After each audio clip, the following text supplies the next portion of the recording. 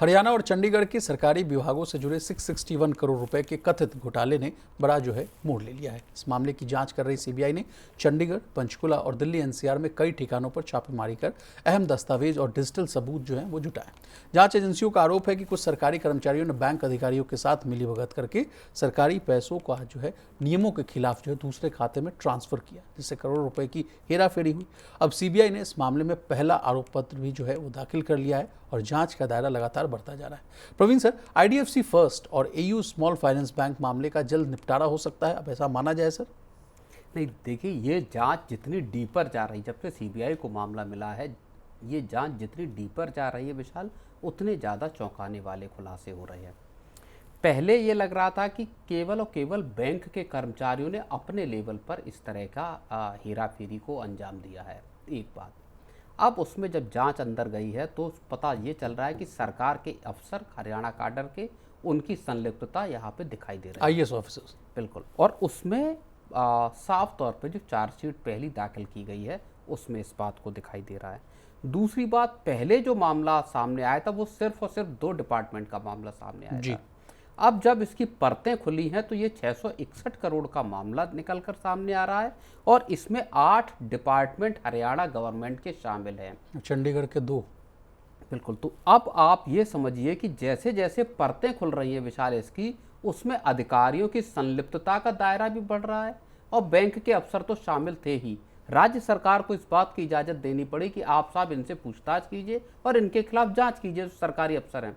और दिल्ली में और बाकी जगहों पर जो छापेमारी भी हुई है सीबीआई की, वो भी हरियाणा काडर के जो बड़े अधिकारी हैं उनके ठिकानों पर, उनके घरों पर या आवासीय परिसरों पर इस तरह की छापेमारी हुई, जहां पे तमाम तरह के दस्तावेज सीज किए गए। लेकिन प्रवीण सर, आपने अपने संबोधन में कहा कि एक तो है कि बड़े अफसर जुड़े हुए हैं, बैंक के अधिकारी जुड़े हुए हैं, लेकिन एक प्राइवेट कंपनी का भी नाम आ रहा है सर। सीबीआई ने आरोप पत्र में लिखा है कि विपम कंसल्टेंसी प्राइवेट लिमिटेड के बैंक खातों में भी कथित तौर पर इस अपराध यानी इस फ्रॉड का या जो क्राइम है इससे जुड़ा हुआ पैसा जमा हुआ।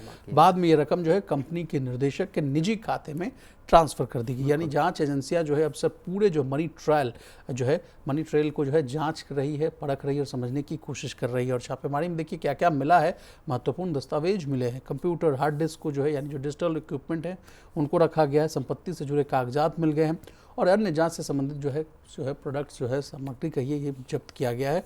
तो मामला सर ये बड़ा पेचीदा है और ऐसे में अगला सवाल मेरा आपसे वही सेम है कि बैंकिंग का जो पूरा धंधा है, बिजनेस है, वो ट्रस्ट पे चलता है और जब परमानेंट एग्जीक्यूटिव, मैं नाम लेना चाह रहा हूँ, और आईएएस अफसर्स जब ऐसी तरह से काम करेंगे, बैंक के अधिकारी को तो चलिए समझा जाए कि चलिए वो सोचते हैं कि नीचे पायदान के अधिकारी हैं, क्या हो जाएगा, पकड़ा थोड़ी जाएंगे। मैंने कई मनी सेंटर में हम लोगों ने कई कहानियां समझी थी सर। कहा था कि एक महिला थी बैंक में, उसने एक सीनियर सिटीजन्स का एफडी का अच्छा खासा अमाउंट था, उसने फ्रॉड करके उनसे ओटीपी मंगवा लिया, फ़ोन नंबर बाकायदा बैंक में चेंज कर दिया, उनके एफडी के पैसे को अपने खाते में रखकर उसको शेयर मार्केट में लगा दिया और सोचे कि रातों रात हम अमीर बन जाएंगे।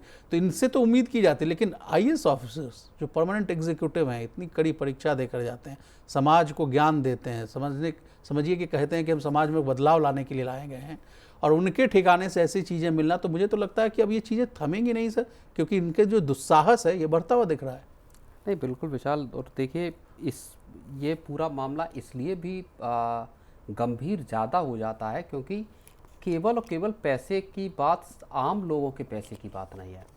जब सरकार का अपना पैसा बैंकों में सुरक्षित नहीं है, 8 डिपार्टमेंट, एक या दो, पहले 2 डिपार्टमेंट की बात सामने आई। और सर सरकार का पैसा भी तो हमारा ही पैसा, हमारा आपका ही पैसा है। बिल्कुल। अब मान लीजिए म्यूनिसिपल कॉर्पोरेशन का पैसा है, उसमें हाउस टैक्स आपका जमा है, वो पैसा है, या कर्मचारियों का सरकार जो फंड डाल रही है वो पैसा है। तो सरकार का जब अपना पैसा सेफ नहीं है तो बैंक में आम आदमी के पैसे का क्या होगा, एक सवाल ये पैदा होता है। दूसरी बात जो बड़ी पैदा होती विशाल, कि ये केवल और केवल क्या एक शुरुआत है? कब से फंड्स के डाइवर्जन का काम चल रहा था? क्या ये वन ऑफ इंसिडेंट है, या इसकी और परतें खोली जाएं तो तमाम दूसरे बैंक और तमाम दूसरे जो विभाग हैं वहाँ पर भी इस तरह की लूट जो सरकारी पैसे की है वो हुई होगी। आप मतलब कहना जांच चाहते ही हैं नहीं निकल के आई नहीं होगी। सर, आप कहना चाहते हैं कि आईएएस ऑफिसर्स और बैंक अधिकारियों का नेक्सस काम तो नहीं कर रहा है?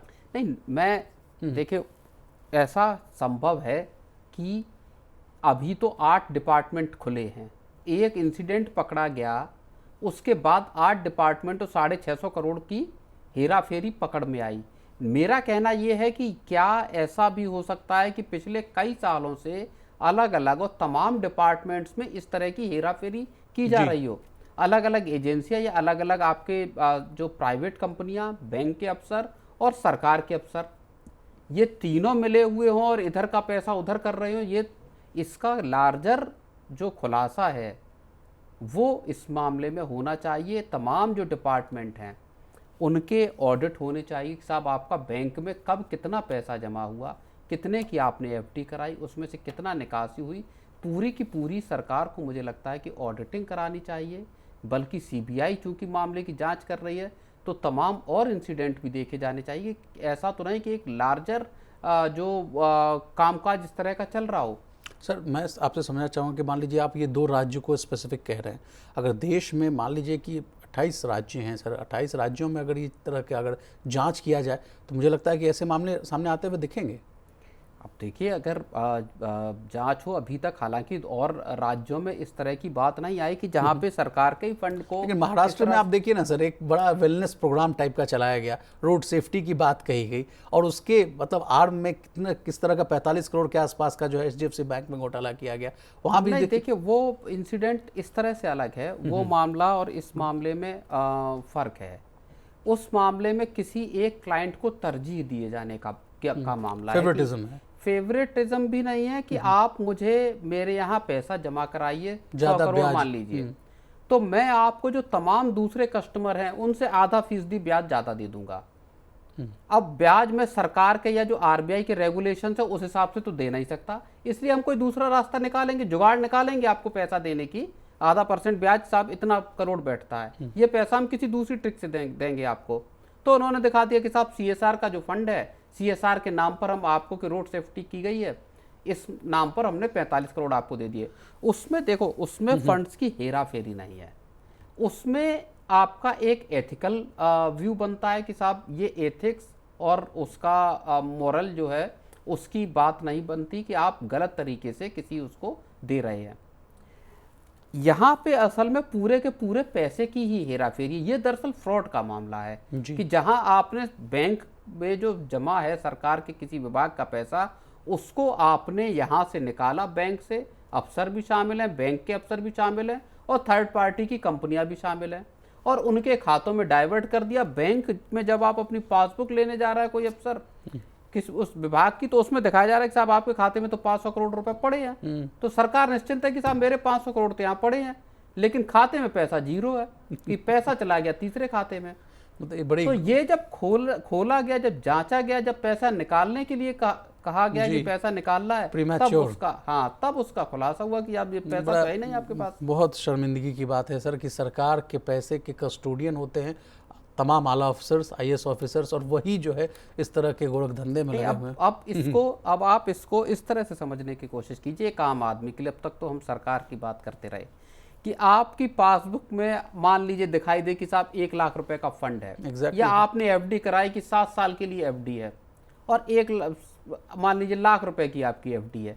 आपने देखा कि हाँ साहब मेरे पास पेपर पड़ा हुआ है, मेरे पास डिजिटली दिख रहा है, आपने जो ऑनलाइन अपने एप्लीकेशन खोला उसमें देखा कि साहब आपकी 1 लाख रुपए की एफडी है, लेकिन जब आपका बैंक में जो पैसा है वो वहां से गायब है खाते से, वो कहीं और यूज हो रहा है। बहुत अच्छी एक बात याद आ रही है, आप ही की कथनी थी, बिटकॉइन में ऐसा ही कुछ मामला देखने को मिला था विशाल, जब आदमी को लगता था कि मेरे पास इतने बिटकॉइंस है, रिडीम करने जाओ तो पता चलता है कि है ही नहीं वो, या तो है नहीं बिटकॉइन में, तो और कलाकारी की गई कि आपके खाते में पैसा दिख रहा है कि आपके पास अब 100 बिटकॉइन पड़े हुए हैं, इतने इनकी वैल्यू 1 करोड़ रुपए है। आप रिडीम करने गए तो आपको वो लगा दिया गया लॉक, बोले आप रिडीम नहीं कर सकते, पैसा है बट आप you can not withdraw it. तो आम आदमी के साथ समस्या इस बात की जिसको पता ही नहीं है कि बैंक के अंदर क्या चल रहा है। फिर बैंकों को रोना फिर नहीं गाना गाना चाहिए ना सर कि डिपॉजिट्स ग्रोथ में जो है कमी आ रही है, हम पैसा इकट्ठा नहीं कर पा रहे हैं, तमाम हथकंडे करने पड़ रहे हैं, ज़्यादा एफडी पर ब्याज देना पड़ रहा है। ऐसे हरकतें करना बंद कीजिए, तब तो देश की आम जनता जो है बिना सोच के, बिना फिक्र के, बिना टेंशन के आपके पास पैसा जमा करेगी।